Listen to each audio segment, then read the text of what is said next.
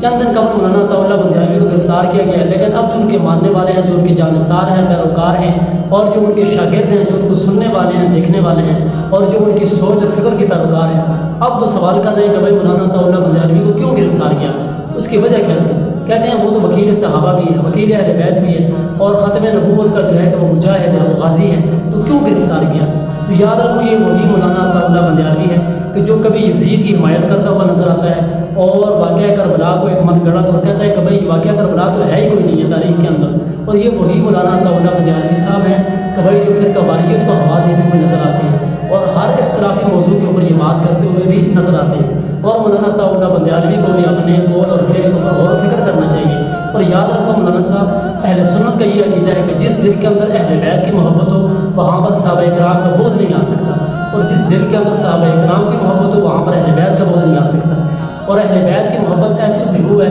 کہ جہاں پر گندی بدبو آ ہی نہیں سکتی۔ تو یاد رکھو اہل سنت کا یہ عقیدہ ہے کہ بھائی وہ اہل بیت کو بھی مانتے ہیں، بڑھ چڑھ کر مانتے ہیں، اور صحابہ کرام کو بھی مانتے ہیں، اور جب صحابہ کرام کی شان بیان کرتے ہیں تو برا کرتے ہیں، اور جب آقا کریم علیہ السلام کے خاندان کی بات کرتے ہیں، حضور کے نواسوں کی بات کرتے ہیں، حضور کی اہل بیت کی بات کرتے ہیں، تو تب بھی وہ ڈنکے کی چوٹ کے اوپر کرتے ہیں۔ اور یاد رکھو مولانا عطا اللہ بندیالوی صاحب اہل سنت ہی ہیں کہ جو صحابہ کرام کا بھی احترام کرتے ہیں، اور حضور صلی اللہ علیہ وسلم کے گھرانے کا بھی، اور ان کی اولاد کا بھی، ان کی اہل بیت کا بھی احترام کرتے ہیں، اور اپنے اوپر فرض سمجھتے ہیں، وہ کسی اہل بیت کی گستاخی نہیں کرتے۔ آپ تو کبھی جو ہے کہ امام حسین کی آڑ کے اندر آ کر کبھی یزید کی حمایت کر رہے ہو، کبھی کہتے ہو کہ واقعہ کربلا ہے ہی کچھ نہیں، یہ ہے وہ ہے، تو یاد رکھو اہل سنت وہ ہیں جو دونوں کو مانتے ہیں، صحابہ کرام کو بھی برا بلا نہیں کہتے، ان کی گستاخی کا سوچ بھی نہیں سکتے، اور اہل بیت کی شان تو برا ہے، اور اہل بیت کے ہر فرد کا وہ احترام کرتے ہیں۔